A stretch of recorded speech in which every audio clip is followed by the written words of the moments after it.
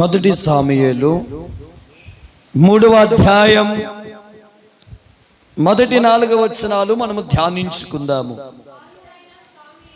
మొదటి సాముయేలు గ్రంథము 3వ అధ్యాయము మొదటి 4 వచనాలు ధ్యానించుకుందాం.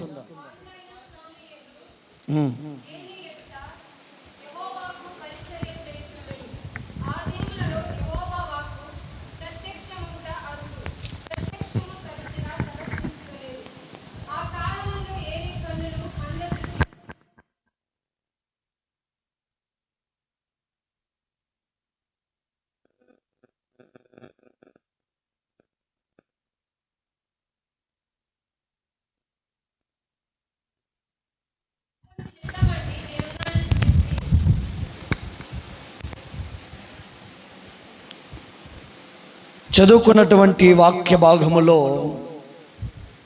సాముయేలు అనేటువంటి ఒక బాలుడు కనబడుతున్నారు. ఎవరండి? సాముయేలు. ఆయన పేరేంటి? సాముయేలు.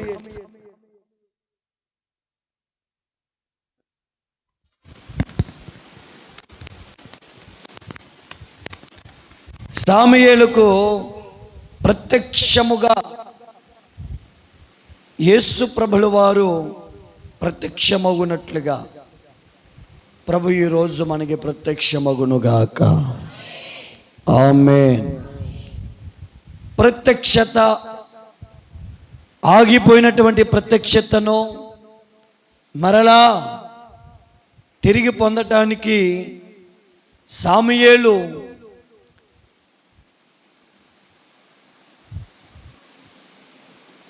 ఎలాంటి జీవితాన్ని జీవించారో మనము కొన్ని విషయాలు ఈరోజు నేర్చుకుందాము.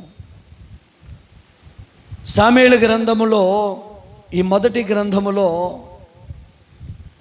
సాముయేలు గురించినటువంటి జీవితాన్ని, విశ్లేషణను చాలా స్పష్టంగా వివరంగా రాశారండి. మన జీవితాల్లో కూడా దైవ ప్రత్యక్షత అనేది కావాలి. దైవ ప్రత్యక్షత లేనప్పుడు మనిషి దేవుడి నుంచి వచ్చేటటువంటి జవాబును కోల్పోతాడు. ప్రత్యక్షత ఇవ్వాలంటే సహవాసం చేయాలి, ఆయనలో అంటగడపాలి, ఆయనలో నిలిచి ఉండాలి. ఇవన్నీ దేవుని యొక్క ప్రత్యక్షతకు సాదృశ్యంగా మనం చూస్తున్నాము. వాక్యాన్ని ప్రారంభించుకునేటటువంటి ముందుగా ప్రార్థన చేసుకుందాం. కళ్ళు మూయండి, తల వంచండి. మిక్కిలి పరలోకపు తండ్రివి, మహాగణుడువు, ప్రేమాస్వరూపివి, ఏమివ్వగలము, ఏమిచ్చి నీ రుణమును తీర్చగలము? నీ ప్రేమ గొప్పది, నీ దయ గొప్పది, నీ వాత్సల్యత చాలా ఉన్నతమైనది. ప్రేమ కలిగిన దేవుడిగా, దయగలిగిన తండ్రిగా, రాజులకు రాజుగా, రవికోటి తేజ రమణీయ పరిపాలకుడా, నీకు వందనాలు. నీ వాక్యమనే ఆహారము బిడ్డలకి వడ్డించుదువుగాక. ప్రభు మీ అందరితో ఈ ఉదయకాల సమయమందు మాట్లాడునుగాక. యేసు నామములో వేడుకొనుచున్నాము తండ్రి. ప్రభు మనకి తన వాక్యమైన ఆహారమును మనకి వడ్డించునుగాక. చదువుకోబడినటువంటి వాక్య భాగములో గమనించాలి, సాముయేలు అనేటువంటి ఒక బాలుడు కనబడుతున్నాడు. అందరికీ నా మాట అర్థమవుతుందండి? అర్థమైపోతుందా? అర్థమవుతుందా? సాముయేలు అనేటువంటి బాలుడు చిన్నప్పటి నుండి కూడా దైవ సన్నిధిలో పెరిగిన వాడు. అసలు ఆగిపోయినటువంటి ప్రత్యక్షతను మరలా ప్రారంభము చేయటానికి సాముయేలు ఒక సాధనముగా ఉపయోగపడ్డాడు. సాముయేలు దైవ ప్రత్యక్షతను పొందుటకు కారణాలు ఎన్నో ఉన్నాయి, కానీ వాటిలో ఆ 3 వీటిని మీకు నేను తెలియజేస్తాను. భూమి మీద ఎవరు లేరు, కానీ దేవునికి సాముయేలు దొరికాడండి.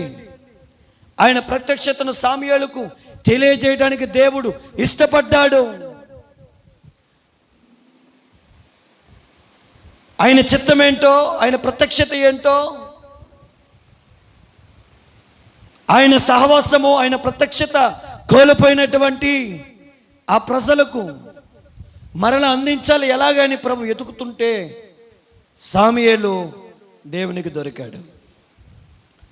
అసలు ఈ సాముయేలు దైవ ప్రత్యక్షతను, ఆగిపోయిన ప్రత్యక్షతను మరలా తిరిగి ప్రారంభించటానికి అతని జీవితం ఏమై ఉంది, అతని జీవితంలో కలిగి ఉన్న లక్షణములు ఏంటి అని మనం చూస్తే గనక 1 విధేయత, 2 పరిచర్య, 3 పరిశుద్ధత.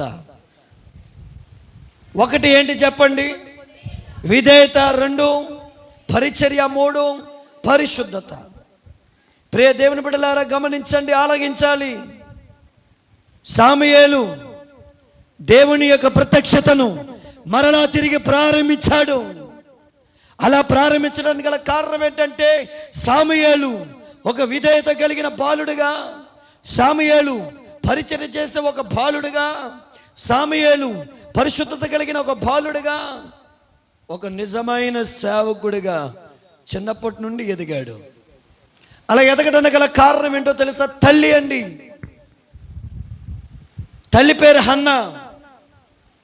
దేవుని వేడుకోగా దేవుడు ఆవిడ గర్భఫలాన్ని తెరిచినటువంటి ఆ గర్భఫలముగా పుట్టినటువంటి మొదటి జ్యేష్ఠ కుమారుడైన సాముయేలును దేవుని సన్నిధిలో ప్రతిష్ఠిస్తానని, అర్పిస్తానని ఆవిడ మొక్కుకొని ఆ మొక్కుబడి ప్రకారము సాముయేలును దేవుని సన్నిధిలో ఏలి అనబడుతున్న దైవజనుడు దగ్గర పెంచింది.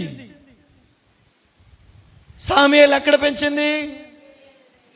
కొంతమంది పిల్లల్ని తిండెట్టి పెంచుతారు, కొంతమంది పిల్లల్ని సినిమాల చుట్టూ తిరిగి పెంచుతారు, కొంతమంది పిల్లలని స్నేహితులతో తిరిగి పెంచుతారు, కొంతమంది పిల్లల్ని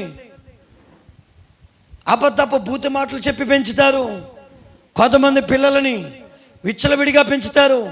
కానీ సాముయేలునైతే హన్నా ఒక దైవ సేవకుడు దగ్గర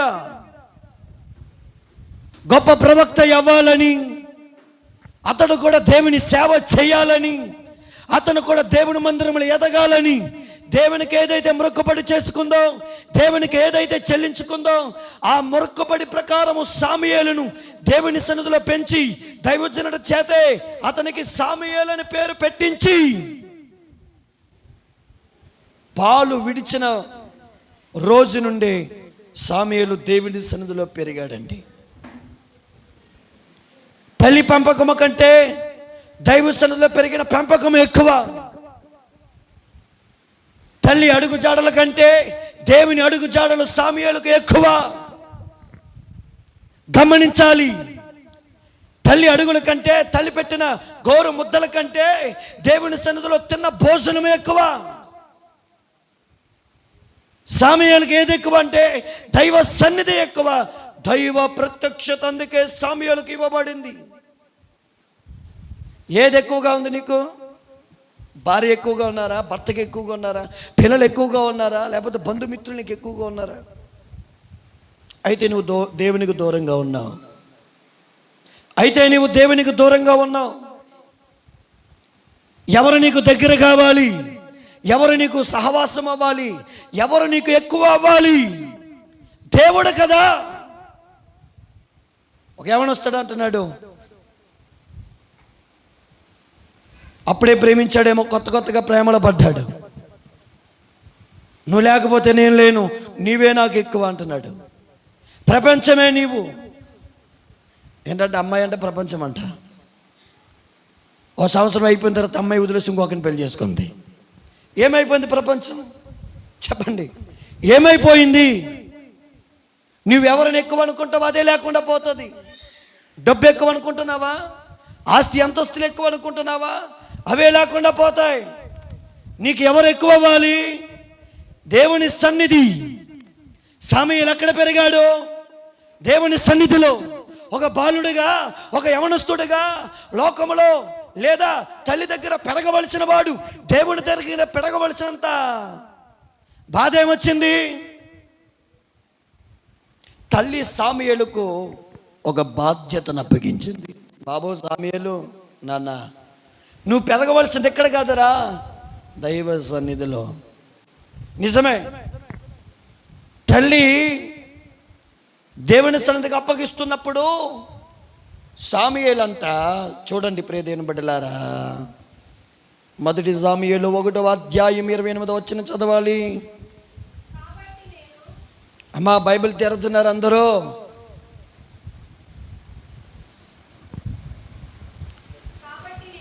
కాబట్టి నేను ఆ బిడ్డను, నా బిడ్డను అనలేదు అక్కడ. ఆ బిడ్డనంటే ఏంటి? దేవుని బిడ్డ.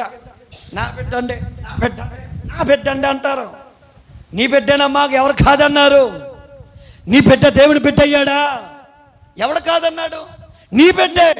కానీ హన్నా అయితే ఆ బిడ్డను యెహోవాకు ప్రతిష్ఠించుచున్నాను, తాను బ్రతుకు దినములన్నిటను వాడు యెహోవాకు ప్రతిష్ఠుడని చెప్పాను.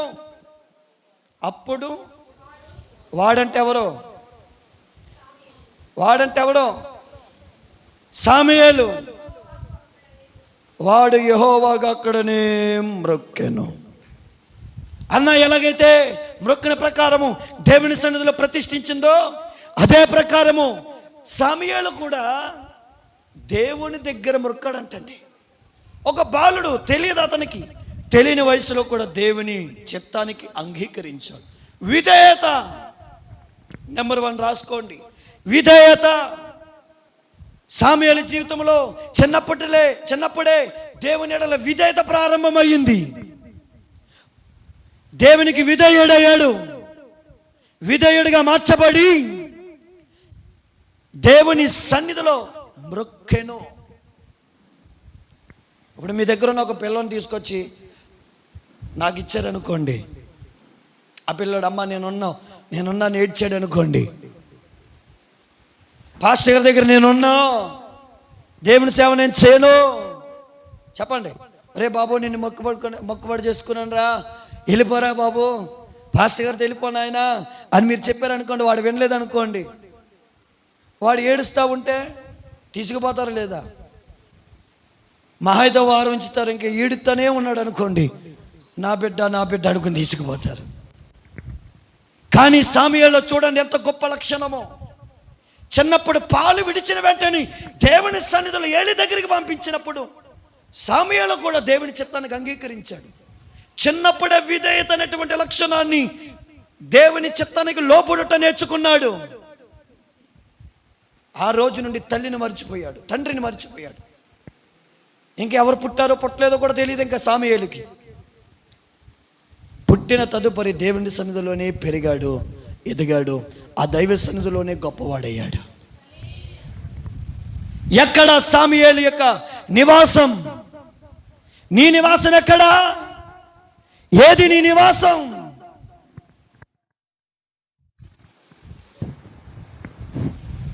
అంగీకరించాడు, విధేయత చూపాడు.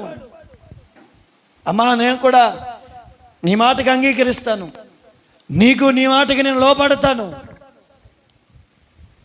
రూత్ అంటది కదా నయముతో, నీ దేవుడే నా దేవుడు, నీ జనమే నా జనం, నువ్వు సత్యం చెప్తాను, నీ కొరకు నేను సాక్షిగా బ్రతుకుతాను.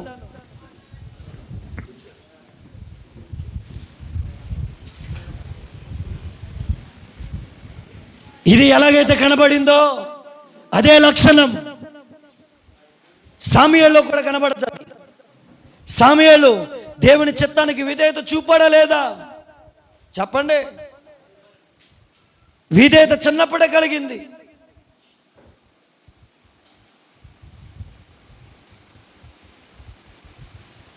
రామపత్రిక 6వ అధ్యాయము 16వ వచనం. రామపత్రిక 6వ అధ్యాయం 16వ వచనం. లోబడుటకు దాసులుగా అప్పగించుకుందురో అది చావు నిమిత్తము పాపమునకే గాని నీతి నిమిత్తముగా విధేయతకే గాని దేనికి మీరు లోబడుదురో దానికే దాసులగుదురని మీరు ఎరుగరా? మీరు పాపానికి లోబడుతున్నారా? లేక నీతి నిమిత్తం విధేయతకు లోబడుతున్నారా? దేనికి లోబడుతున్నారు? పాపానికా విధేయతకా? చెప్పండి. పాపానికి లోబడిపోతున్నాడు కదా మనిషి. విధేయతకు లోపడవలసిన వాడు, నీతి నిమిత్తము దేవుని చిత్తము ఎరిగి విధేయతకు లోపడవలసిన వాడు పాపానికి లోబడుతున్నాడు. మీరు దేనికి లోబడితే దానికే దాసులు అవుతారు. 17వ వచనం, మీరు పాపమునకు దాసులై ఉంటిరి గాని ఏ ఉపదేశ క్రమమునకు మీరు అప్పగింపబడితిరో దానికి హృదయపూర్వకంగా లోబడిన వారై. ఉపదేశ క్రమం ఒకటి ఉంది, గుర్తుపెట్టుకోండి. ఉపదేశ క్రమం ఒకటి ఉంది. ఆ ఉపదేశ క్రమమును మీరు అప్పగింపబడ్డారా?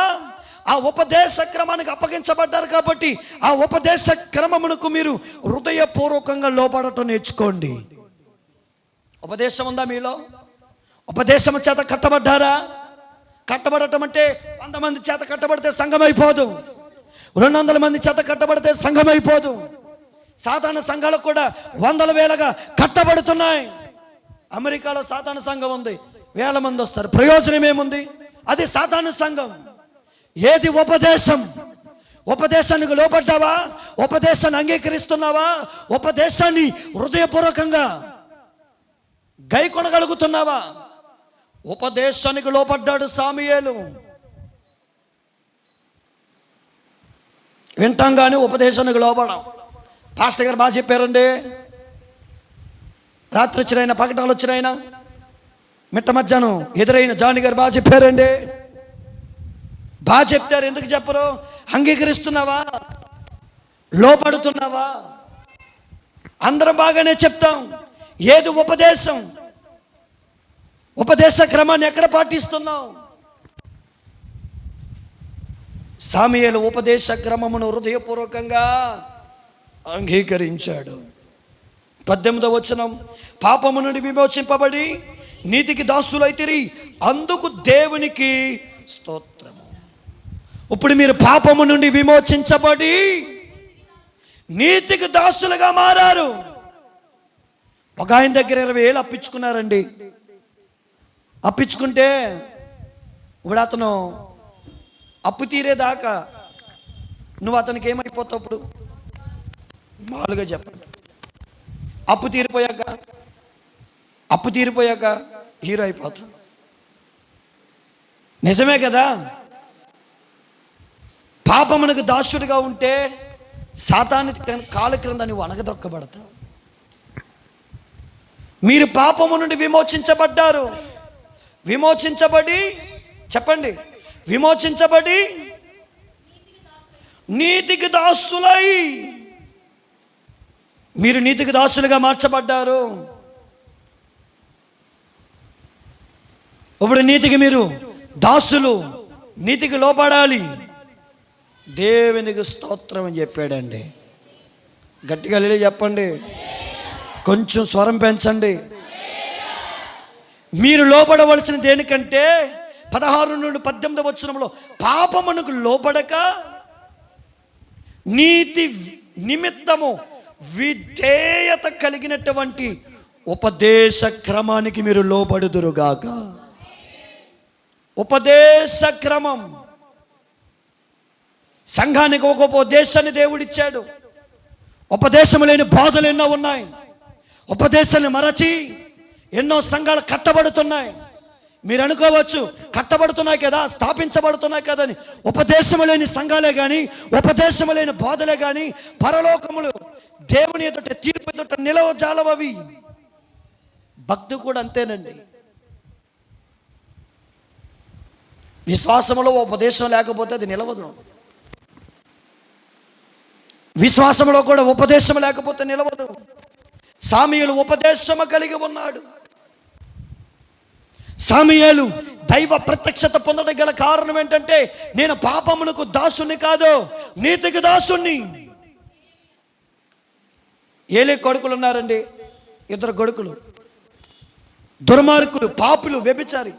దొన్న మొక్కలాగా తిన్నది అరక్క ఏం చేయాలో తెలియక పాపం చేస్తున్నారు. మాంస మొక్కలో, చేప మొక్కలో, రొయ్యల మొక్కలో తిని అందుకే నీసు ఎక్కువ తినకూడదు. తెలుసా మీకు? నీసు ఎక్కువగా తింటే కామపు కోరికలు హృదయంలో వస్తాయి. నిజం. బాగా తిని చేపలో రొయ్యలు పీతలు, ఎలకలు, టలకలు అన్నీ తిని పాపం చేస్తున్నారు. ఒప్పుడే ఫినెహాస్ ఎవరండి? ఎవరెల్లో? పాస్టర్ గారు అబ్బాయిలు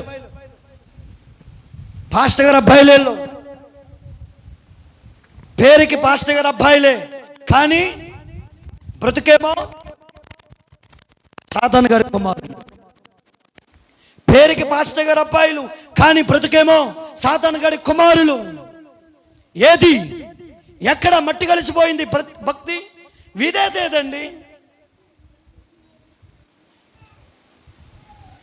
ఏలి దగ్గర పెరుగుతున్నటువంటి సామ్యూలకు విధేయత ఉంది, కానీ ఉపదేశం మీద, ఏలికి పుట్టినటువంటి కుమారులకు ఉపదేశం మీద విధేయత లేదు. ఎంత విచారకరం అండి! పెరిగినటువంటి సామ్యూలకు ఉపదేశం మీద ఒక విధేయత ఉంది, ఏలికి పుట్టినటువంటి కొడుకులకు ఉపదేశం మీద విధేయత లేదు. దేవుడి మాట అంటే విధేయత లేదు, దేవుడి మాట అంటే భయం లేదు. ఏదంటారు ఒక మాట, భయం లేని కోడి బజార్లో చెప్పండి గుడ్డెట్టిందట. దేవుని మాటకే భయం లేకపోతే ఎలాగండి? చిన్నప్పటి నుంచి పెంచుకోడిని, బాబా బుచ్చదల్లే నువ్వు నా కోడి గుడ్డు ఎట్టాలని ఆ కోడిని యజమానుడు అంత బాగా పెంచాడో కదా. పెంచితే పాపం మొదటి కోడి గుడ్డు అంట ఎక్కడో బజార్లో ఎట్టిందట. ఎవరికి దొరుకుతుంది అది? యజమానుడు ఎంత బాధపడతాడో కదా. దేవుడు కూడా నీకు ఎన్నో మేళ్ళు చేసి, ఉపకారాలు చేసి, కార్యాలు చేసి, నా బిడ్డ నా సన్నిధిలో భయభక్తులు కలిగి ఉన్న నా మాటిను నాన్న అమ్మ అంటూ దేవుడు గారాభంగా పిలిచి ప్రేమిస్తుంటే మన భక్తి బజారు పాలైపోతుంది.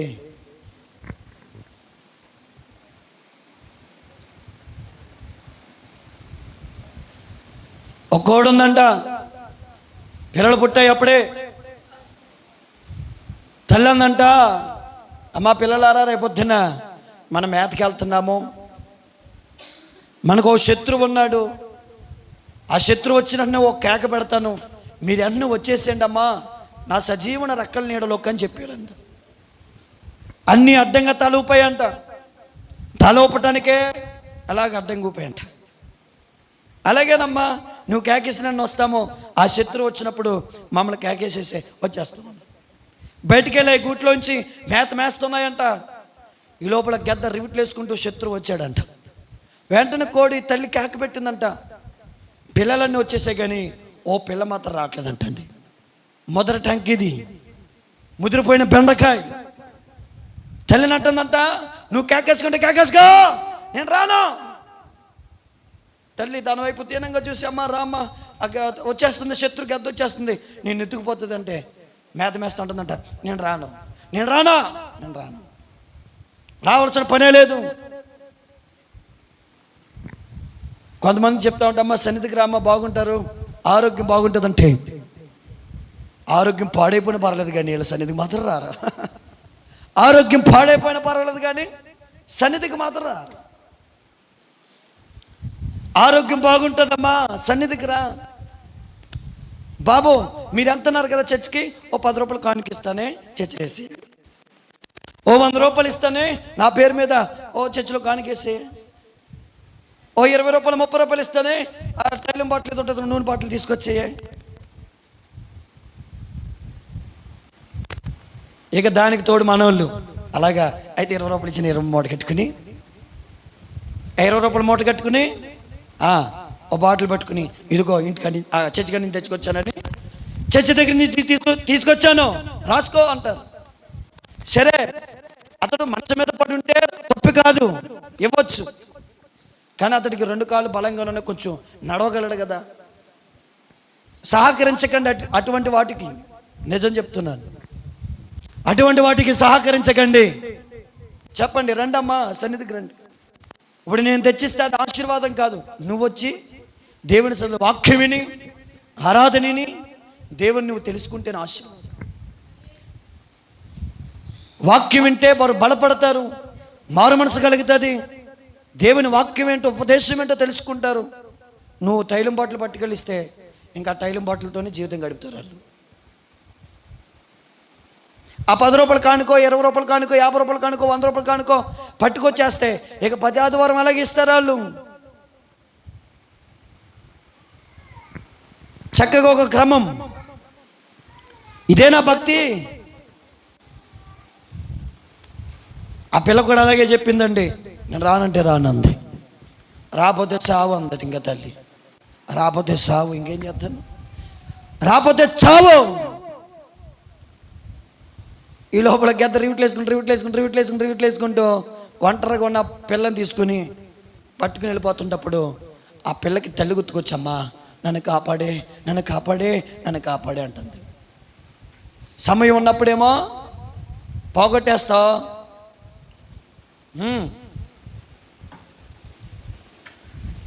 సమయం లేనప్పుడేమో ఆరాటం ఎక్కువ. మా చిన్నప్పుడు మేము హాస్టల్లో చదువుకున్న రాజులు 5వ తరగతి నుంచి 10వ తరగతి దాకా వడ్డను వడ్డించేటటువంటి అన్నగారు మాకు కొంచెం కొంచెం వేసేవారు. పులిహార అయినా, సోడంబలైనా, రాగి జావైనా, ఇంకేవో వేసేవాళ్ళండి. మేము అన్ని వాళ్ళని కొంచెం ఎక్కువ, నాకు కొంచెం ఎక్కువైనా. రే మీకు భ్రమ చెప్పండి. ఏంటంటే భ్రమ ఎక్కువ, జీవ తక్కువ అనేవాడు. భ్రమ ఎక్కువరా మీకు, తినేయాలని. జీవేమో తక్కువ, తినలేరు. భ్రమ పడింది పాపం. వస్తుందా గెద్ద వస్తుందా? చెప్పిందిలే కవర్లు మా తల్లి. దానికేం తెలుసు వంకాయ, నాకు తెలుసు బెండకాయ అంతే. దానికేం తెలుసు వంకాయ, నాకు తెలుసు బెండకాయ అంది. ఎత్తుకుపోతున్నప్పుడు అమ్మ కాపాడు, సరే వెళ్ళిపోయింది, చచ్చిపోయింది. ఇంకా చాబ్రతుకులకి వెళ్ళిపోయింది కదా, ఇంకా కాపాడుతుంది తల్లి, కాపాడుతుంది. తర్వాత రోజు కూడా పిల్లల్ని మరలా గూట్లోండి బయటికి తీసుకొచ్చేటప్పుడు, పిల్లలారా మరి తల్లి వచ్చేస్తుంది. తల్లి బయటకు వచ్చేస్తున్న సమయంలో గెద్ద వస్తుంది, కేక పెట్టిన వచ్చేసేయండి అని చెప్పినప్పుడు వెంటనే బయటకు వచ్చాయంట. అన్ని మేతలు వేస్తున్నాయంట. ఈ లోపల గెద్ద వచ్చాడంట. తల్లి కేక పెట్టిందంట. కేక పెట్టిన వెంటనే పిల్లలన్నీ సజీవమైన రెక్కల్లోకి వచ్చాయంటండి. కోడి తన పిల్లలను తన సజీవమైన రెక్కల క్రింద ఎలాగైతే దాస్తుందో అలాగే మిమ్మల్ని దాస్తాను అన్నాడు. కోడి ఏం చేస్తుంది? తన రెక్కల క్రింద తన పిల్లల్ని క్షేమంగా దాస్తుంది. అలాగే మిమ్మల్ని కూడా నేను దాస్తున్నాను.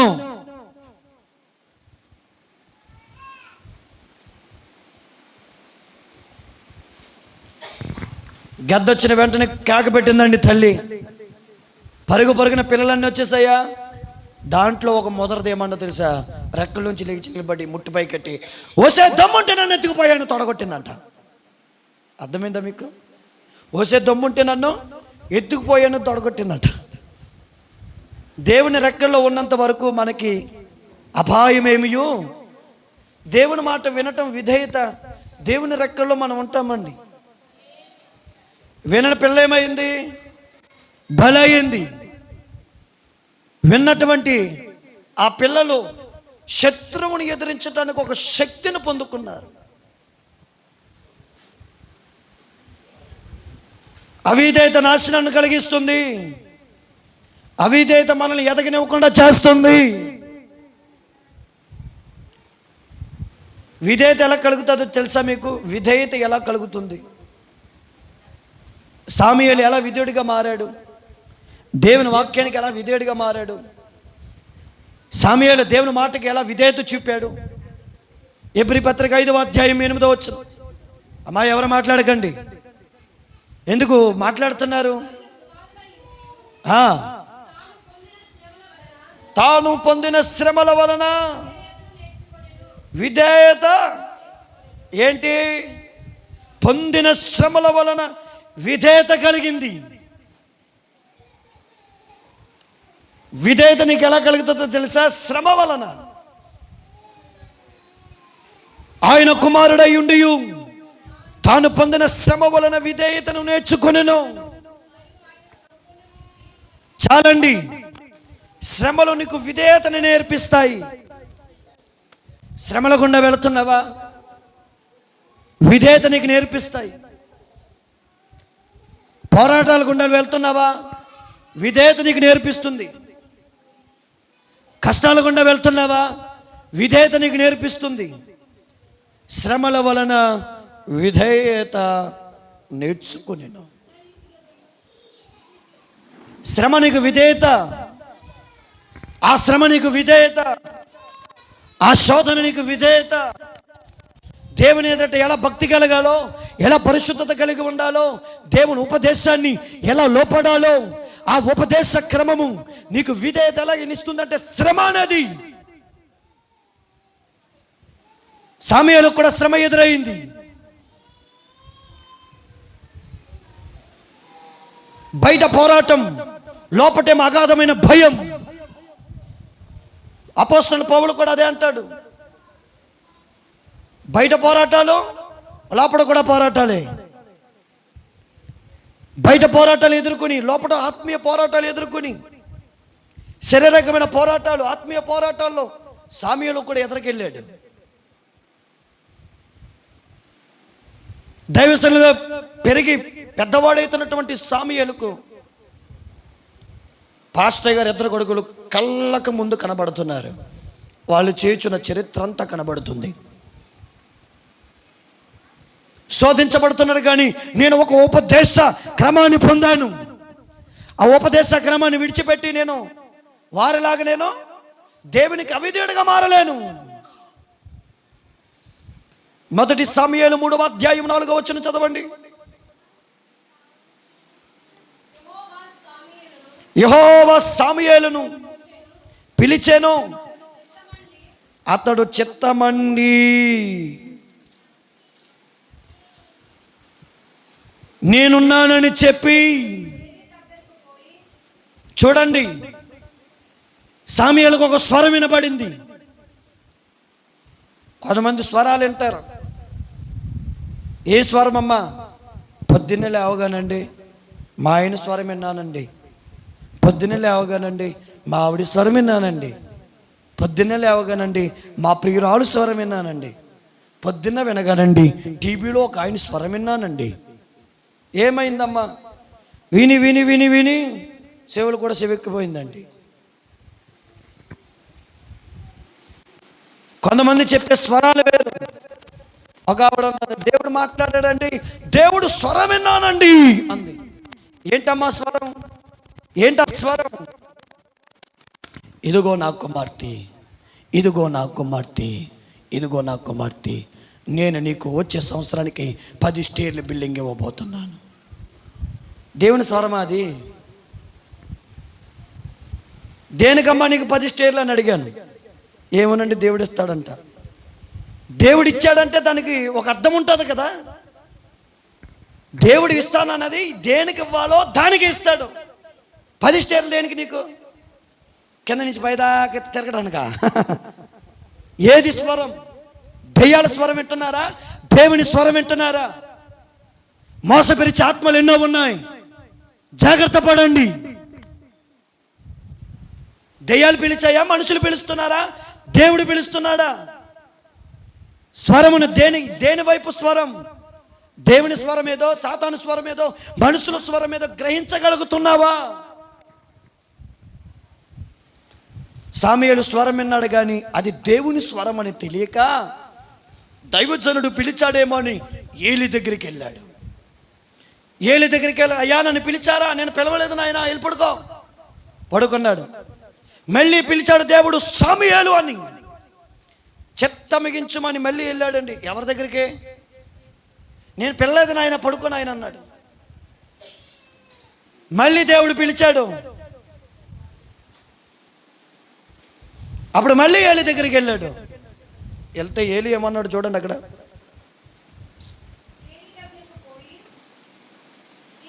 ఎనిమిదవ వచనం, యెహోవా 3వ మారు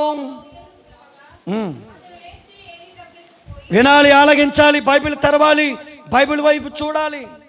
మీరు బైబిల్ చదివేటప్పుడు శ్రద్ధగా వింటే బాగా అర్థమవుతుంది. చూడండి, చదవండి. చిత్తగము నీవు నన్ను పిలిచితివే. ఎంత గొప్ప మాట అండి. దైవజనుడికి ఇవ్వాలనే పిలుపును, ఏలియాతో మాట్లాడలేని స్వరము ఒక బాలుడితో దేవుడు స్వరమిచ్చి మాట్లాడాడు. ఏలితో మాట్లాడలేదు, ఒప్పిన ఫినెహాసుతో మాట్లాడలేదు.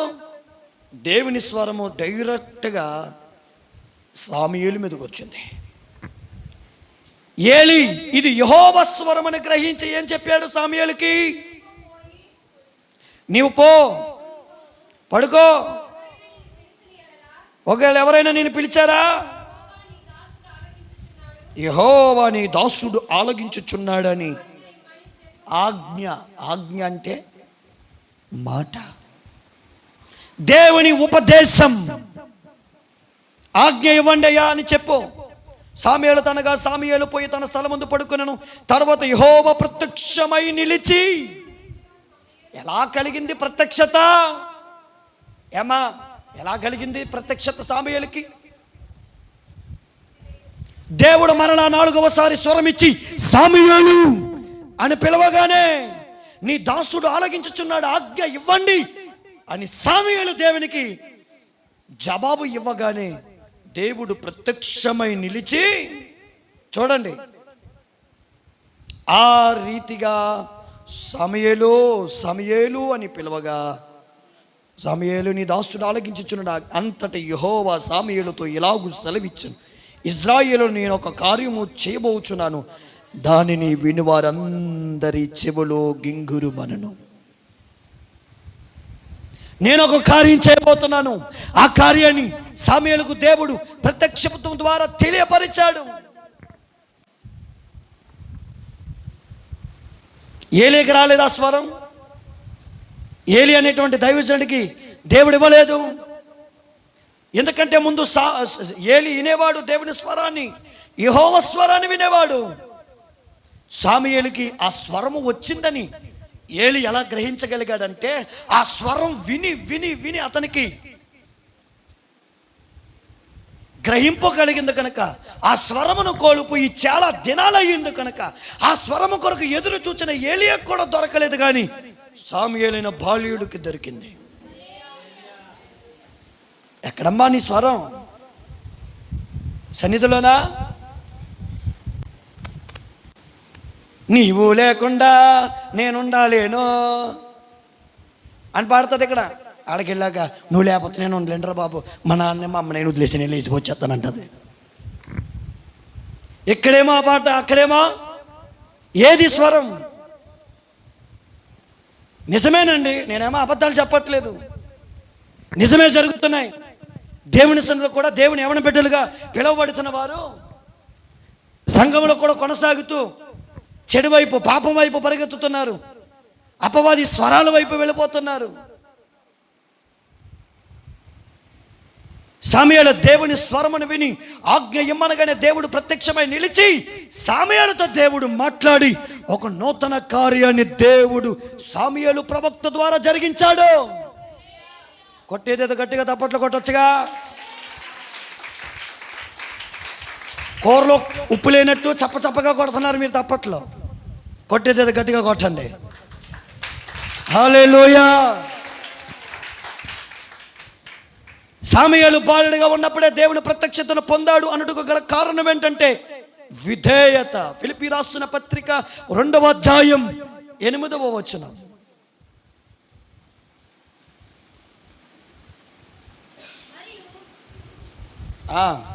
మరియు అని మళ్ళీ ఆగిపోయావమ్మా, చదువు. మరియా కాదు, మరియు ఆయన ఆకారమందు మనుషుడిగా కనబడి మరణము పొందునంతగా.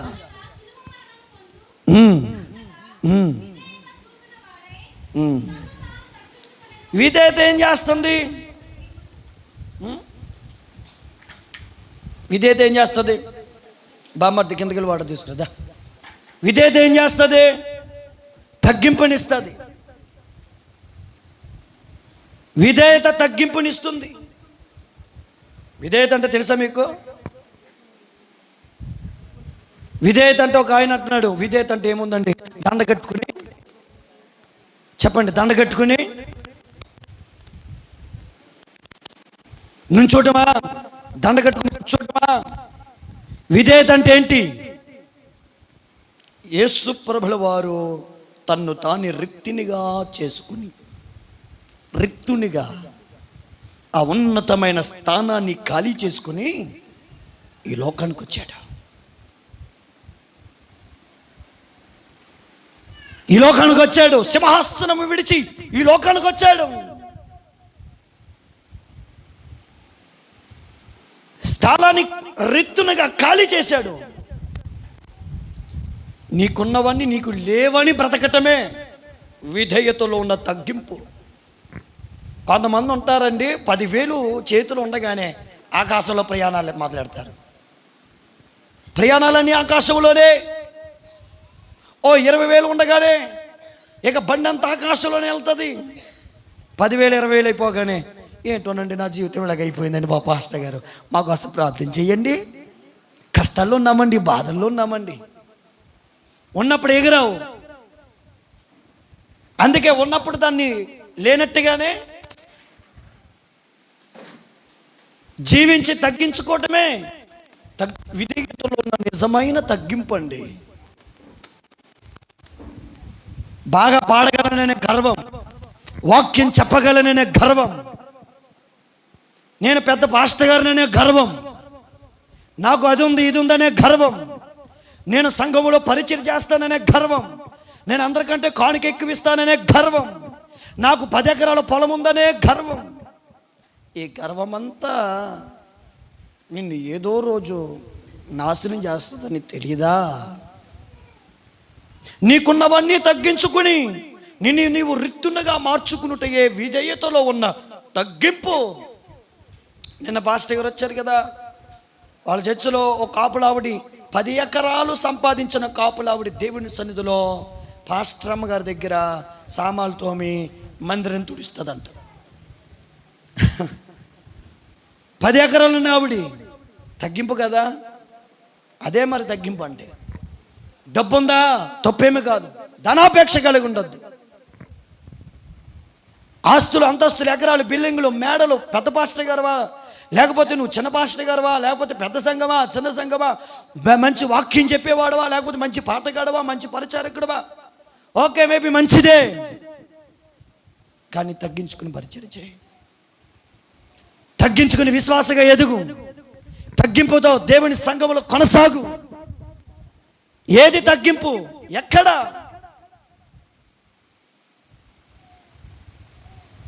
ఒక కొద్దిపాటి బంగారం ఉండగానే నా అంత బంగారం ఊళ్ళో ఎవరికి తెలియదు అన్నట్టు ఒక్కొక్క ఆవిడ ఎగురుతూ ఉంటుంది.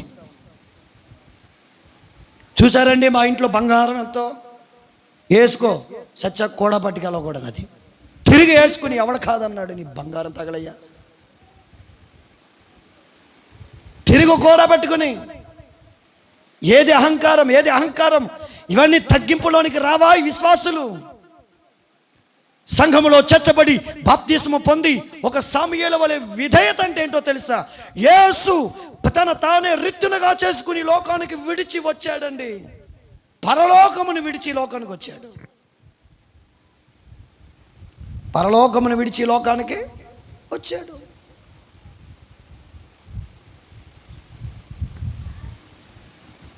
విధేయత తగ్గింపునిస్తుంది.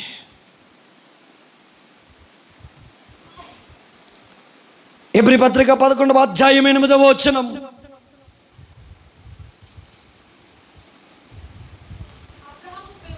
అబ్రహాము పిలువబడినప్పుడు విశ్వాసమును బట్టి ఆ పిలుపుకు లోబడి. ఏ పిలుపది? నీ తండ్రింటిని, తల్లింటిని, బంధువులు అందరిని విడిచిపెట్టేస్తారా? ఆ పిలుపు ఏంటో తెలుసా? పొందనయున్న స్వాస్యం. చదవండి. తాను స్వాస్యముగా పొందనయున్న ప్రదేశమునకు బయలు వెళ్ళెను. మరియు ఎక్కడికి వెళ్ళవలనో అది ఎరుగకయే బయలు వెళ్ళాడండి. అబ్రహాములో ఉన్న విధేయత ఏమిటో తెలుసా?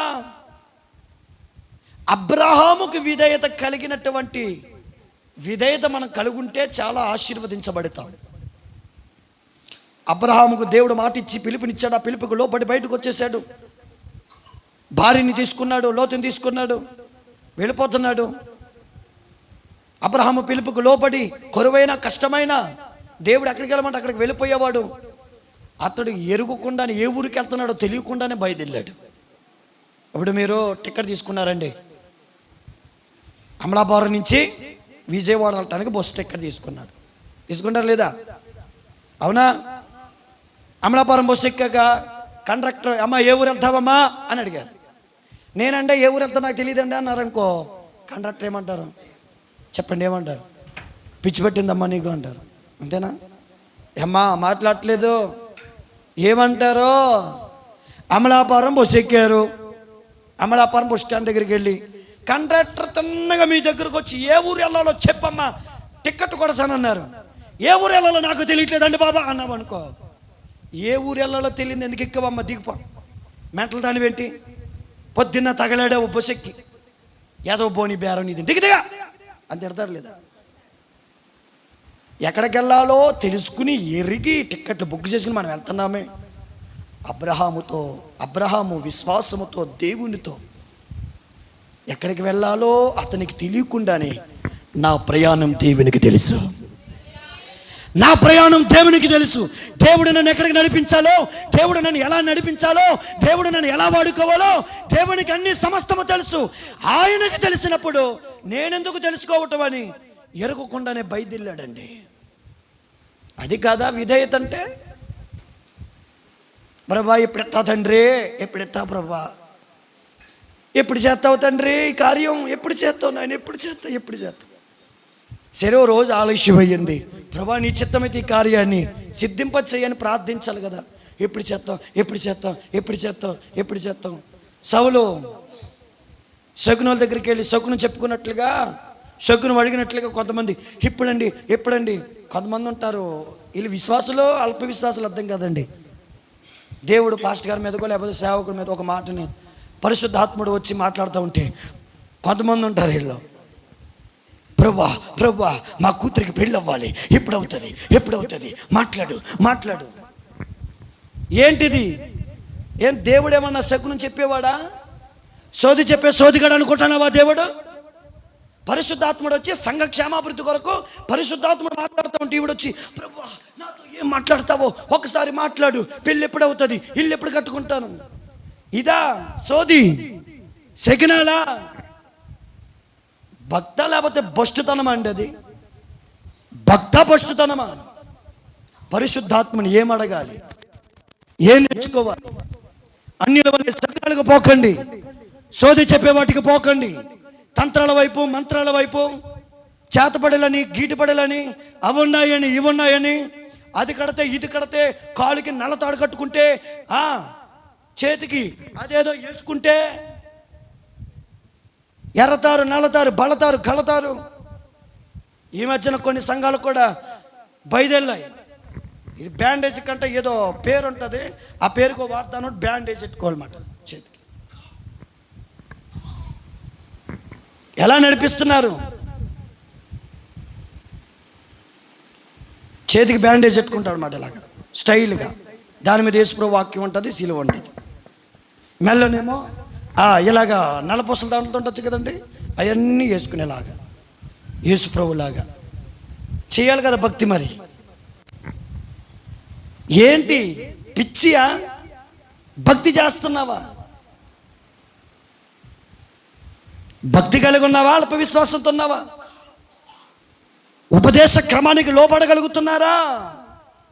ఉపదేశ క్రమంలోనికి రావాలి ఒక విశ్వాసి. ఉపదేశ క్రమము, మీ ఉపదేశ క్రమములో ఉన్నటువంటి సకల ఆశీర్వాదములు ప్రభువు ఆకాశము నుండి కురిపిస్తాడు. ఉపదేశానికి లోబడి చాలు, గర్భఫలం కలుగుతుంది, ఇల్లు ఇస్తాడు, వాకలు ఇస్తాడు, ఏది కావాలంటే క్షణములో ప్రభు ఇస్తాడు. ఉపదేశానికి లోబడండి చాలు. రెండవదిగా సాముయేలులో ఉన్నటువంటి రెండవ గుణము పరిచర్య. మొదటి సాముయేలు 2వ అధ్యాయం 11వ వచనం. త్వరగా. తర్వాత ఎల్కానా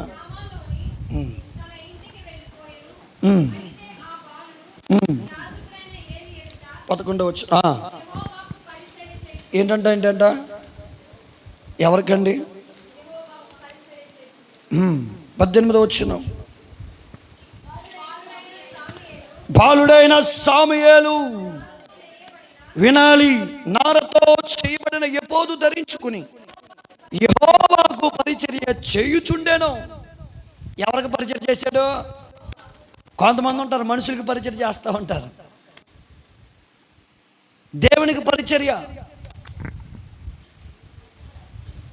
నీ విశ్వాస జీవితంలో పరిచర్య అనుభవం కావాలి. సాముయేలు చిన్నప్పటి నుండి కూడా, తల్లి విడిచిన నాటి నుండి కూడా, దేవుని సన్నిధిలో విడిచిన నాటి నుండి కూడా సాముయేలు పరిచర్య దేవుని సన్నిధిలో యెహోవా ఎదుట చేస్తున్నాడు. యెహోవా ఎదుట అంటే యెహోవా కంటే దేవుడు దిగి వచ్చాడు, ఆయన కుర్చీలో పెట్టుకుని కాలు కడుగుతున్నాడా? ఏం చేస్తానో చెప్పండి? మందిరాన్ని తుడుస్తున్నాడు. దేవుని సన్నిధిలో చక్కటి భయభక్తులు కలిగి ఎదుగుతున్నాడు. సంఘాన్ని కాపాడుతున్నాడు, మందసాన్ని కాపాడుతున్నాడు. మందసాన్ని కాపాడే యాజకుడే కుమారులే. ఆ యాజకుడు కుమారులు లోపనే ఫినెహాసు చెడిపోతే ఆ మందసాన్ని కాపాడేవారు ఎవరు ఉండాలి? సాముయేలే కదా. చెప్పండి, సాముయేలేనా? ఇంటిని కాపాడేవారు ఎవరో ఒకరు ఉంటారండి, భక్తిపరులు. ఆ భక్తివారుల వలన ఇల్లంతా కాపాడబడుతుంది.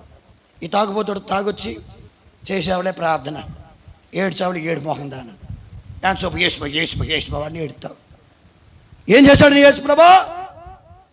నువ్వు తాగి దొలుతా ఉంటే లారీ కింద పడకుండా కాపాడాడు. తెలియదు, ఇంటికి తెలియక ఏం చేశాడు యేసుప్రభు అంట ఏడ్చేస్తుంది, ఏడు మోహంది, ఎంతసేపు ఏడుతూనే ఉంటుంది. ఆ తల్లి లేకపోతే ఆ బ్రదర్ గారు లేకపోతే ఆ అమ్మాయి లేకపోతే ఆ ఇల్లు చక్కబడుతుంది కదా. ఆ ఇంటిని వెలిగించే వాళ్ళు ఎవరో ఒకరు ఉంటారు. ఇక ఏలుగెత్తున్న దీపాన్ని ఆర్పడానికి 10 మంది బయలుదేరుతారు. ఈవిడే బయలుదేరింది చర్చికి. మన గ్రూపులో ఎవరు వెళ్తున్నారు కానీ ఈవిడే వెళ్తుంది. మన ఇంట్లో ఎవరు వెళ్తుంది కానీ ఈవిడే వెళ్తుంది. పెద్ద భక్తి అంట, పెద్ద పరిచర్య అంట. ఆ దీపమే కదా ఇంటంతటికి వెలుగునిస్తుంది. గమనించు, కైకొను. నీవు చేసే భక్తి నీ ఇంటికే కాదు, నీ దేశానికి కూడా వెలుగునిస్తుంది. మరిచిపోవద్దు. క్రైస్తవుడు ఎందుకు గొప్పవాడో తెలుసా? ప్రపంచ క్షేమము కొరకు ప్రార్థన చేసేవాడు. అందుకే అందరి కళ్ళు క్రైస్తవుల మీద ఉంటున్నాయి, అందరి కళ్ళు పాస్టర్ల మీదే ఉంటున్నాయి. ఈ పాస్టర్లు ఏంట్రా బాబు, తెగ తిరిగేస్తున్నారు, తెగ సేవ చేస్తున్నారు, తెగ కోటాలు పెట్టేస్తున్నారు, జనాల్ని మార్చేస్తున్నారు. మత మార్పిడి మొబ్బు పెట్టేసి. ఎవరు మొబ్బు పెడతారండి? ఎవరు మార్చగలుగుతాం? నేను ఎప్పుడైతే ఎవరైనా మొబ్బు పెట్టి మార్చలేదు. నేను కూడా చేతులతో కొంతమందికి బాప్తిసం ఇచ్చాను. ఎవరిని వాళ్ళు ఎప్పుడు మార్చలేదే. లోకంలో ఉన్నటువంటి అజ్ఞానుల మాటలు. ఈ క్రైస్తవులు ఏంట్రా బాబు, ప్రార్థన పొద్దున్న లెగిస్తే ప్రార్థన అంటారు. క్రైస్తవుడు లోకమునకు ఉప్పై ఉన్నాడు, వెలుగై ఉన్నాడు. సాముయేలు దేవుని మందిరంలో ఒక దీపముగా ఉండి మందసాన్ని కాపాడుతున్నాడు. కుటుంబాన్ని చక్కగా కాపాడుకోండి, కుటుంబాన్ని చక్కబెట్టుకోండి. పేతురు రాసిన మొదటి పత్రిక 2వ అధ్యాయం 5వ వచనం చదవండి. పేతురు రాసిన మొదటి పత్రిక 2వ అధ్యాయం 5వ వచనం. యేసుక్రీస్తు ద్వారా దేవునికి అనుకూలమగు ఆత్మ సంబంధమైన బలులు అర్పించుటకు పరిశుద్ధ యాజకులుగా నుండునట్లు మీరును సజీవమైన రాళ్ల వలె నుండి ఆత్మ సంబంధమైన మందిరముగా కట్టబడుచున్నారు. గట్టిగా చెప్పండి. ఇప్పుడు మీరెవరంటే ఆత్మ సంబంధమైన మందిరముగా కట్టబడ్డారు. ఇప్పుడు మీరు కట్టబడింది ఏంటంటే ఆత్మ సంబంధమైన మందిరం. ఇప్పుడు నేను ఎవరని? ఆత్మ సంబంధమైన మందిరముగా కట్టబడ్డాను. మీరు సజీవమైన రాళ్ళ వలె, సజీవమైన రాళ్ళు వలె క్రీస్తు బండ మీద కట్టబడ్డా. కొన్ని రాళ్ళు ఉంటాయి, ఆ రాళ్ళకి నోరు ఉండదు, ముక్కు ఉండదు, మాట రాదు, ఏమి రాదు. కానీ ఈ రాయి ఏంటంటే సజీవముగా రాయి. ఈ సజీవము కలిగిన రాయి ఏమై ఉన్నామంటే క్రీస్తు అనబడుతున్న బండ మీద ఆత్మ సంబంధమైన ఒక మందిరముగా కట్టబడ్డా. ఆత్మ సంబంధమైన మందిరము కట్టబడాలి. ఎక్కడా? ఈ లోకంలో. ఈ లోకంలో ఆత్మ సంబంధమైన మందిరం కట్టబడుటకు సాముయేలు దేవుని మందిరం ప్రయాసపడి పరిచర్య చేసి దేవుని సన్నిధిలో అలాగే కళ్ళను దేవుని వైపు కాచుకుని అలాగే చూస్తున్నాడంటే దేవుడు అతనికి ప్రత్యక్షమయ్యాడు. దేవుడు అతనికి ప్రత్యక్షమయ్యాడు. 2వ దినవృత్తాంతములు 29:11 వచనం. 2వ దినవృత్తాంత గ్రంథము 29వ అధ్యాయము 11వ వచనం చదవండి. నా కుమారులారా, అమ్మా వినాలి. చెల్లమ్మ ఏంటి కదులుతున్నా? ఓయ్ చెల్లమ్మ, 29:11 నా కుమారులారా, తనకు పరిచారకులై ఉండి దూపము వేయబడుటకును తన సన్నిధి నిలుచుటకును తనకు పరిచర్య చేయుటకును యెహోవా మిమ్మును ఏర్పరచుకొనును గనుక మీరు అశ్రద్ధ చేయకూడదు. ప్రార్థన అంటే అశ్రద్ధ అండి. వాక్యం అంటే అశ్రద్ధ. ప్రార్థన చేసుకుంటున్నారా? లోకపు కబుర్లు చెప్పుకోవడానికి కాన్ఫరెన్స్ కలుపుకుంటారు. ప్రార్థన చేయడానికి కాన్ఫరెన్స్ కలుపుకోరు. పెంచానంలో ఒక అక్క ఉన్నారు. అక్క వాళ్ళు ఉదయాన్నే తెల్లవారుజాము 4 గంటలకు ఇచ్చి వాళ్ళ టీము 10 మంది చక్కగా కాన్ఫరెన్స్ కలుపుకొని ఫోన్లో ఒకరికొరకు ఒకరు ప్రార్థన చేసుకునేవారంట. అలాగ ఇంచుమించు కరోనా కాలం నుండి చేస్తూ ఇప్పుడు వరకు కూడా వారు కంటిన్యూగా కొనసాగిస్తూ జాబు లేని వాళ్ళకి జాబ్ వచ్చాయంట. చాలా మేలులు పొందుకున్నారంట. అనగా బామర్ది కాన్ఫరెన్స్ కలుపుకోవాలి. దేనికి? ప్రార్థనకి. అదొక క్రమం పెట్టుకోండి. చక్కగా ఒకరికొకరు ఒక విశ్వాసి పురుకలుపుకోండి. మనం చేస్తున్నది భక్తే కదా. ఆ భక్తే కదా మనల్ని పైకి లేవనెత్తేది. ఆ భక్తే కదా మనల్ని ఎదిగించేది. నేను కూడా 10th క్లాస్లో చదువుకునేటప్పుడు బాగా చదివేవాడు. నేను ఇంటర్లో కూడా బాగా చదివాను. నాకు చాలా బెస్ట్ మార్క్స్ వచ్చేది, బాగా చదివాను, ప్రైజ్లు కూడా తీసుకున్నాను. 10th క్లాస్లో ఒక అన్య హిందువు అయిన మా హెడ్ మాస్టర్ గారు, నేను అప్పుడు 10th క్లాసులో నేను హాస్టల్లో చదువుకున్నాను. చెట్టు కింద కూర్చుని బైబిల్ చదువుకునేవాడిని. అంటే అందరూ ఉంటారు కదని ఓ చెట్టు దగ్గరికి వచ్చి బైబిల్ చదువుకున్నాను. సార్ చూసేవారు ఇవన్నీ ప్రార్థన చేసుకుండేవాడిని. ఉదయం లేచినప్పుడు, సాయంత్రం లేచినప్పుడు బైబిల్ చదువుకుంటూ ఉండేవాడిని. నేను 10th క్లాసు పాస్ అయిన తర్వాత మా డాడీ గారితో ఆయన ఒక మాట అన్నారు ఫోన్లో. ఏమంటే మీ అబ్బాయి చేసుకున్న ప్రార్థన మీ అబ్బాయికి మంచి విజయాన్ని ఇచ్చింది. అప్పట్లో 10th క్లాస్ అంటే చాలా స్ట్రిక్ట్గా ఉండేది. భక్తి కాపాడింది చదువులో. మనం అనుకుంటాం పిల్లలు చదివిస్తున్నామే లక్షలు పోసి, వాడు అక్కడికి పోయి ఏం చేస్తున్నాడో చూసొచ్చావా? ఇంటికాడైతే చూస్తావు, అక్కడేం చూసొస్తావు?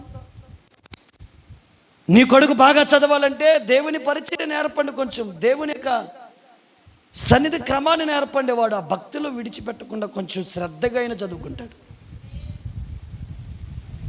గొప్పవాడిని చేయాలంటే దేవుని జ్ఞానం. అశ్రద్ధ ఉండకండి, శ్రద్ధ కలిగి ఉండండి. దూపం వేయుటకు సన్నిధి నిలిచి ఉండటకు, తనకు పరిచర్య చీకటకు సాముయేలుని ఏర్పరిచిన విధానం బట్టి సాముయేలు అలాగే నిలిచి ఉన్నాడు. నీ ఏర్పాటులో నీవు అశ్రద్ధగా ఉండకూడదు. ఏ శ్రద్ధమ్మా? అశ్రద్ధ. పనిలో అశ్రద్ధే, భక్తిలో అశ్రద్ధే, ప్రార్థనలో అశ్రద్ధే, సమయానికి అశ్రద్ధే, అన్నిటికి అశ్రద్ధ కాస్త దరిద్రతను తీసుకొస్తుంది. అశ్రద్ధ దరిద్రతను తీసుకొస్తుంది. లేవండి, ఉదయాన్నే వేకువన ప్రార్థించండి, 1 గంట ప్రార్థించండి. ఆ దినమంతా క్షేమం కలిగిస్తాడు. పరిచర్య చేసే ధర్మాన్ని సాముయేలు విడిచిపెట్టకుండా ఆ ధర్మమును కలిగి జీవించాడు. ఒక విశ్వాసిగా సాముయేలు వలె ధూపం వేయుటకు, ఆయన సన్నిధిలో నిలుచుండుటకు స్థిరపరచబడుదురుగాక. నీలోకటి నీ భార్య ఫలించు ద్రాక్ష వలె నుండును, నీ భోజనపు బల్ల చుట్టూ నీ పిల్లలు ఒలేవ మొక్క వలె నుందరు. దేవుని సన్నిధిలో పిల్లలు ఒలేవ మొక్కలాగా ఎదగాలి. దేవుని యొక్క సన్నిధిలో మనము కూడా ఒలేవ మొక్కల వలె ఎదగాలి.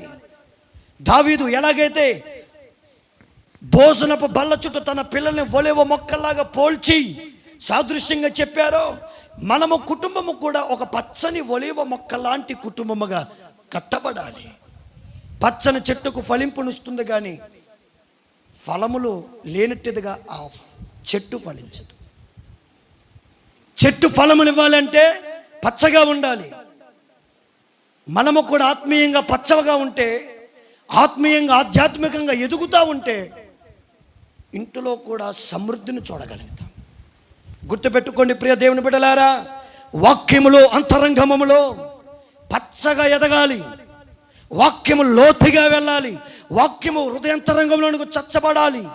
వాక్యమే మన జీవితాల్లో పచ్చగా లేకపోతే సమృద్ధిని చూడలేము. నవ్వించే వాక్యం కాదు మనకు కావలసింది. నేను చెప్పగలను నవ్వించడానికి, 10 నిమిషాలు నవ్వించవచ్చు, అరగంట నవ్వించవచ్చు. కానీ నువ్వు బయటికి వెళ్ళిన తర్వాత ఒక శ్రమ వచ్చినప్పుడు, బాధ వచ్చినప్పుడు, బలమైన వాక్యము, హృదయంతరంగంలో చచ్చబడిన వాక్యము నీలోకి లేకపోతే ఆ శ్రమలో పడిపోతావు.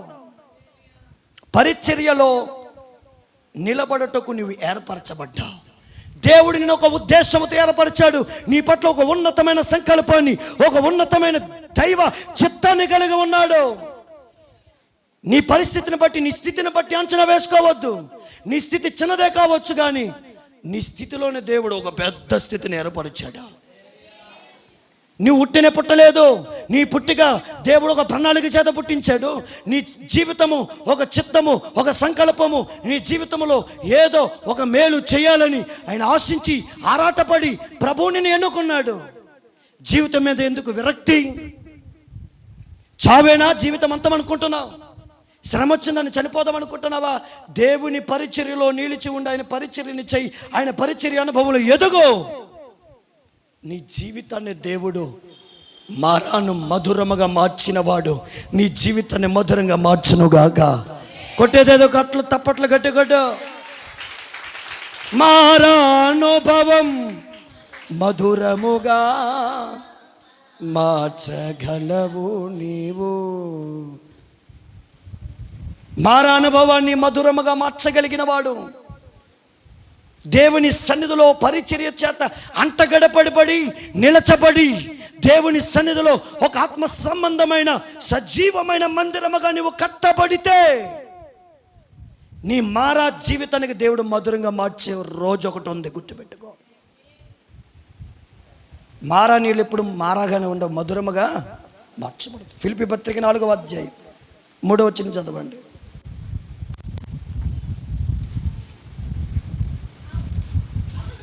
అవును, నిజమైన సహకారి ఆ స్త్రీలు సువార్త పనిలో నాతో కూడా ప్రయాసపడిన వారు కనుక వారికి సహాయము చేయమని నేను వేడుకొనుచున్నాను. ఆ సహకారుల పేర్లు జీవ గ్రంథమందు రాయబడును. ప్రియ దేవుని బిడ్డలారా, గమనించండి. ఇటువైపు వారు నా వైపు చూడాలి. కొంతమంది ఇంకా నిద్రపోతున్నారు, మెలకుగా ఉండాలమ్మా. గమనించండి, దేవుని పరిచర్యలో సహకారులుగా, దేవుని పరిచర్యలో సహకారం చేసిన వారి పేర్లను దేవుడు జీవగ్రంథమందు రాస్తాడు. నీ పేరు జీవగ్రంథమందు రాయబడి ఉండాలి. జీవగ్రంథమందు రాయబడిన వారికి దేవుడు పరలోకములో బహుమతులు ఇస్తాడు. ఈ లోకంలో సహకారిగానే ఉండాలి, పరిచర్య చేయాలి, ఇతరులకు దేవుని మాటలు చెప్పాలి. దేవుని మాటను ఒక్క మాట నువ్వు ఇతరులకు అందిస్తే చాలండి, ఆ దినమంతా నీకు క్షేమమే కలుగుతుంది, దీవెనే కలుగుతుంది, ఆశీర్వాదమే కలుగుతుంది. దైవజనులు యేసన్న గారు విదేశాలకు పోయినప్పుడు చాలామంది పెద్ద పెద్ద పాస్టర్లు ఉన్నారంట. వాళ్ళందరూ ఉదయం 8 గంటలకి టిఫిన్ అని ఒకటి ఏర్పాటు చేసుకున్నారంట, ఒక మీటింగ్. అందరూ వచ్చారు కానీ యేసన్న గారు రాలేదంట. ఇక వీళ్ళేమో సనుక్కుంటున్నారంట. యేసన్న గారు ఇంకా రాలేదు, ఆయనకి ఇంకా మనతో కలిసే దానం ఉండదేమో, ఆయన అలాగా ఇలాగ అనుకుంటున్నారంట. ఈ లోపల యేసన్న గారు కొంచెం ఆలస్యంగా వచ్చారంట. ఆలస్యంగా వస్తే అందరికీ వందనాలు చెప్పి, క్షమించండి అయ్యా, కింద ఒక ఆయన రక్షణ లేని వ్యక్తి ఉంటే ఆ వ్యక్తికి దేవుడి మాటలు చెప్పాను, కొంచెం ఆలస్యం అయ్యింది, ఆ వ్యక్తి ఇప్పుడు బాప్తిసం పొందుతాడంట అన్నాడంట. సనుక్కున్న వాళ్ళందరూ నోళ్ళు మూయబడ్డాయి. యేసన్న గారు ఒకరికి సువార్త చేయకుండా తినటానికి కూడా మనసు ఒప్పేది కాదు. సహకారుల పేర్లు జీవగ్రంథమందు రాయబడతాయి. మీరందరి పేర్లు జీవగ్రంథమందు రాయబడినట్లుకు దేవుని పనిలో ఒక సహకారిగా నిలబడు, దేవుని పని కొరకు ఒక ఆసక్తితో నిలబడు. నీవు నిలబడితేనే కార్యములు చూడగలవు, నిలిచి ఉంటేనే అద్భుతములు చూడగలవు, నిలిచి ఉంటేనే కార్యములు అనుభవించి మేలులు అనుభవించి సూచక్రియలు జరిగేటట్లుగా ప్రభువు నీ జీవితం నిలబడతాడు. నీ ఉన్న స్థితిలో ప్రభు కొరకు నిలిచి ఉండు చాలంతే. నీవు నిలబడిన స్థితిని ప్రభు చూస్తాడు. నిలబడకుండా తప్పడడుగులేస్తే దేవుడు కూడా అంగీకరించలేడు. మూడవదిగా పరిశుద్ధత. ఒక 5 నిమిషాలు ముగిస్తాను. మొదటి సమూయేలు 2వ అధ్యాయము 26వ వచనం. బాలుడగు సమూయేలు యెహోవా దయందును మనుష్యుల దయందును వర్ధిల్లుచుండెను. మొదటి దశలోనికి 4వ అధ్యాయం 5వ వచనం. మొదటి దశలోనికి 4వ అధ్యాయం 5వ వచనం.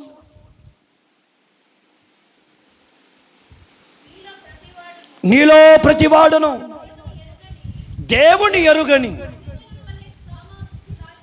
అన్యజనులు ఎరుగని కామాభిలాషి యందు కాక పరిశుద్ధత యందును తన ఘటములను ఎట్లు కాపాడుకొనవలెనో అది ఎరిగి ఉండుటయే దేవుని చిత్తము. హల్లెలూయా. గమనించండి, మూడవదిగా పరిశుద్ధత. సమూయేలు పరిశుద్ధతలో పవిత్రతలో ఎదిగిన వాడండి. పరిశుద్ధతకు ఒక నిట్ట నిలువు నిదర్శనంగా నిలబడ్డాడు సమూయేలు. నేను పరిశుద్ధుని కనుక మీరును పరిశుద్ధులై ఉండండి. పరిశుద్ధత ఏది? అపవిత్రతల మధ్య ఏలి దైవజనుడి దగ్గర అయినటువంటి పెరిగి పెద్దవాడైనటువంటి ఈ సమూయేలు చుట్టూ అపవిత్రమైన వారు ఉన్నారు, చెడ్డవారు ఉన్నారు, పాపిష్టులు ఉన్నారు. సమాజం అంతా చుట్టూ చెడిపోయింది. అతని కొడుకులు అతని ముందు దైవ సన్నిధికి వచ్చినటువంటి అమ్మాయిలతో పాపం చేస్తున్నారు. ఇదంతా కళ్ళకి కట్టినట్లుగా కనబడుతున్నప్పటికీ కూడా, వింటున్నారా, కళ్ళకి కట్టనట్లుగా కనబడుతున్నప్పటికీ కూడా సమూయేలు తన పరిశుద్ధతను విడిచిపెట్టలేదు. వాళ్ళు ఎలా చేస్తున్నారు కదా, వీళ్ళు ఎలా చేస్తున్నారు కదా అని వాళ్ళ వైపు వీళ్ళ వైపు చూచి తన పరిశుద్ధతను, దేవుని చిత్తాన్ని మరచి ఆ అడుగుని కిందకు వేయలేదు, ఒక అడుగు పైకేసాడే. కానీ ఇప్పుడు ఏమంటున్నారంట, ఇప్పుడు సమూయేలు దేవుని దయందును మనుషులు దయందును వర్ధిల్లాడు. అలా వర్ధిల్లుడు గల కారణం ఏంటంటే తనలో ఉన్న పరిశుద్ధమైన భక్తి, పరిశుద్ధమైన భక్తి జీవితము. ఈరోజు పరిశుద్ధతతో కూడిన భక్తి లేదు, కానీ అపవిత్రతతో కూడిన భక్తులు ఎక్కువైపోయాయి. పరిశుద్ధతో కూడిన భక్తి తక్కువైపోయింది, అపవిత్రతో కూడిన భక్తి ఎక్కువైపోయింది. పరిశుద్ధతతో కూడిన భక్తి ఒక మనిషికి విజయము కలిగించే బాటను ఏర్పరుస్తుంది. గుర్తుపెట్టుకో. మన మార్గాన్ని మనమే ఏర్పాటు చేసుకోవాలి. మన జీవితాన్ని మనం బాగు చేసుకోవాలి. దేవుడు రెండు మన దగ్గర పెట్టాడు. జీవమా మరణమా, శాపమా, చెప్పండి, దీవెనలా, ఏది కావాలి కోరుకో. సమూయేలు పరిశుద్ధుడిగా నిలిచాడు. అతని పరిశుద్ధత, అతనికి పవిత్రత అతనికి ధన్యుడిగా మార్చింది. సమూయేలు దేవుని దయందును మనుషుల దయందును నువ్వు వర్ధిల్లుదువుగాక, వర్ధిల్లుదువుగాక, వర్ధిల్లుదువుగాక. క్రమ వికార విచేష్టలన్నిటిలో కూడా పరిశుద్ధత యందు, ఘనత యందు తన ఘటమును, ఈ దేహమును ఎట్లు కాపాడుకొనవలెనో అది ఎరుగుండుటయే దేవుని చిత్తం. దేవుని చిత్తం ఏంటో తెలుసా? దేవుని చిత్తం అంటే ఏంటి? ఇల్లు కట్టడం దేవుని చిత్తం కాదమ్మా. 10 ఎకరాలు స్థలం కొనడం దేవుని చిత్తం కదమ్మా. దేవుని చిత్తం ఏంటి బైబిల్ చెప్తుంది చూడండి. ఎవరైతే చూడండి పరిశుద్ధత యందు, ఘనత యందు తన గతమును ఎట్లు కాపాడుకొనవలెనో ఎరిగి ఉండుటయే దేవుని చిత్తం. దేవుని చిత్తం ఏంటంటే నీ ఘటమనగా నీ దేహమును పరిశుద్ధంగా కాపాడుకుంటే ఎరగాలి నువ్వు. ఏమండి, సముద్రంలో చేపలు ఉంటాయి. ఒక చేపను సముద్రంలో ఒక చేప తెచ్చాడు ఒక ఆయన. కూరండితే దాంట్లో ఉప్పు వేయాలంటున్నారు. అదేంటి? సముద్రం నుంచి వచ్చింది కదా చేప. సముద్రం చేప అంత ఉప్పుగానే ఉండాలి కదా, చెప్పండి. సముద్రంలో ఉన్న చేప ఉప్పుగా ఉండాలి లేదా? ఏమా అదేంటి చప్పగా ఉంది? ఏంటి చప్పగా ఉంది? సముద్రం నుంచి ఉప్పు నీటిలోంచి తీసుకొచ్చిన చేపకి ఉప్పు అంటాలి కదా, ఎందుకు చప్పగా ఉందో చెప్పండి. ఉప్పు నీటిలో ఉన్న తన శరీరానికి ఉప్పు అంటకుండా కాపాడుకుంది. నీటిలో ప్రయాణిస్తున్న వాడ, సముద్రంలో ప్రయాణిస్తున్న షిప్, అది మునిగిపోకుండా సముద్రపు నీరు దాంట్లోనికి రానకుండా అది కాపాడుకుంటుంది. ఏమీ లేదు, చిన్న వీక్నెస్, చిన్న ఒక స్తోత్రం అండి, చిన్న మాట అండి. ఏమీ లేదండి, నీ ఘటాన్ని నీవు ఎట్లా కాపాడుకోవాలో అదే దేవుని చిత్తము. యోసేపు పరిశుద్ధుడిగా నిలిచాడు. అతనికి రాజ్య సింహాసనం ఏర్పరచబడింది. గుర్తుపెట్టుకోండి ప్రియ దేవుని బిడ్డలారా, బాధతో, వ్యాధులతో, దుఃఖముతో, నిరాశతో ఇక్కడికి మీరందరూ వచ్చారు. చాలా కష్టాల మధ్య అడుగు జాడలలో నిలిచిపోయి ఉండొచ్చు. కానీ నువ్వు చేసే పరిశుద్ధమైన భక్తే నీకు యథార్థమైనటువంటి ప్రతిఫలం ఇస్తుందని మరిచిపోవద్దు. వారిని చూచి వీరిని చూచి అంచనా వద్దు.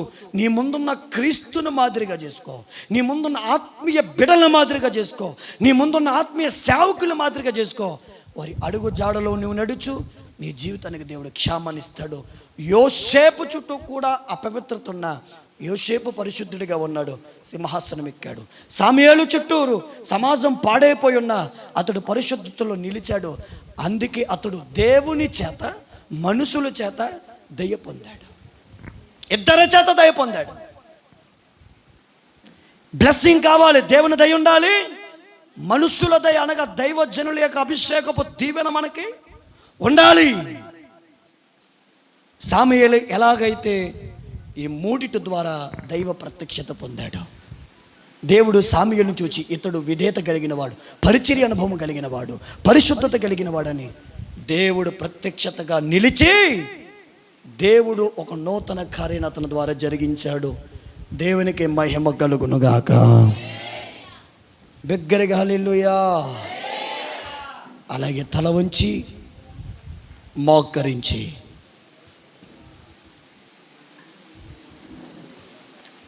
మహాపరిశుద్ధుడు, ప్రేమాస్వరూపివి, ఒక సమూయేలు నీ దైవ ప్రత్యక్షతను ఎలా పొందాడు? నేను కూడా నీ దైవ ప్రత్యక్షత పొందుటకు నాకు సహాయమును దయచేయండి అయ్యా.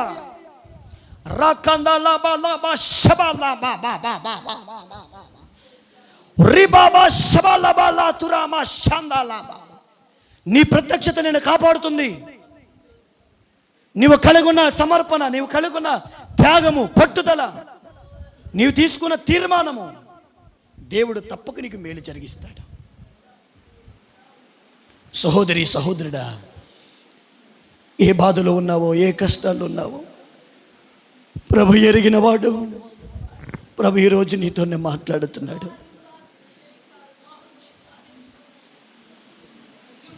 యేసయ్యా, ఒక్కసారి నాతో మాట్లాడండి అయ్యా. సమూయేలుకి ఇచ్చిన ప్రత్యక్షత నాకు ఇవ్వండి అయ్యా. ఆగిపోయిన ప్రత్యక్షతను సమూయేలు ఎలాగ మరలా తిరిగి ప్రారంభించాడు. నా ఇంటిలో ఆరిపోయిన దీపాన్ని నేను వెలిగించుకున్నట్లుగా నా భక్తిని నిలపండి. నాలో ఆరిపోయిన ప్రార్థన, నాలో నా కుటుంబం, అయ్యా నా కుటుంబంలో ఉన్న అభివృద్ధి ఆగిపోయింది నాయన. నీ కుటుంబంలో ఉన్న అభివృద్ధి ఆగిపోయిందా? ఫలములు ఆగిపోయాయా? బిడ్డల్లో ఉన్న ముందున్న భక్తి ఆగిపోయిందా? నీ ఇంట్లో వెలుగుతున్న దీపం ఆరిపోయిందా? దేవుడు మరలా ఈ రోజు నుండి మరలా వెలిగించేటట్టు దేవుడు నీకు కృపనిచ్చునుగాక, కృపనిచ్చునుగాక, కృపనిచ్చునుగాక, కృపనిచ్చునుగాక. పరలోకపు శక్తి ఒక్కొక్కరి మీదకి కుమ్మరించబడునుగాక.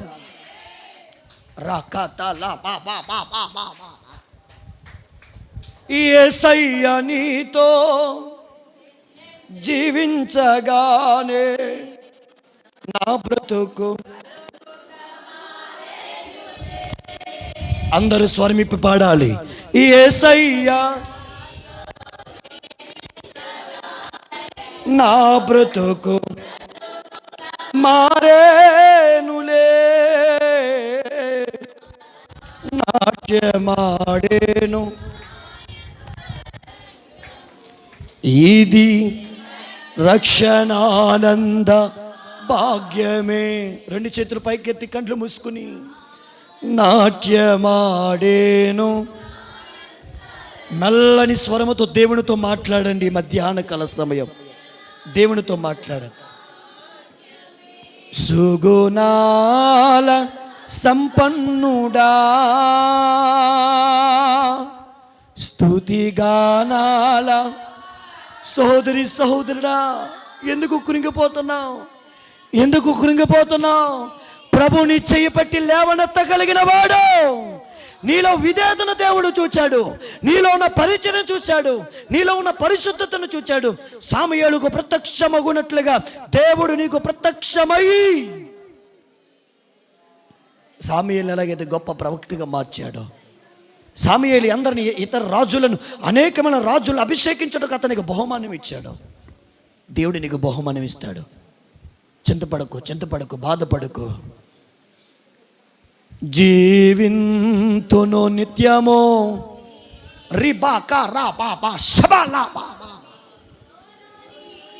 మాటల మకరందము. ప్రార్థన. సర్వశక్తి కలిగిన దేవుడువు, మహాఘనుడువు, అత్యున్నత మహానీయుడా, నీ ప్రేమ చాలా గొప్పది. బిడ్డలు దీవించి ఆశీర్వదించి భద్రపరచమని యేసు దివ్య పరిశుద్ధ నామములు అడిగి వేడుకుని ప్రార్థిస్తున్నాము తండ్రి. ఆమేన్. ప్రభు మీ అందరిని దీవించునుగాక, ఆశీర్వదించునుగాక. గర్భము లేని వారికి గర్భబలం ఇచ్చుగాక, అప్పులు సమస్యలను విడుదల కలిగించుగాక, రోగము నుండి స్వస్థత కలిగించునుగాక. అదిగో కొంతమంది రోగులు స్వస్థత పొందుకోబోతున్నారు. దేవుడు ఇప్పుడే స్వస్థపరచునుగాక, స్వస్థపరచునుగాక, స్వస్థపరచునుగాక, స్వస్థపరచునుగాక.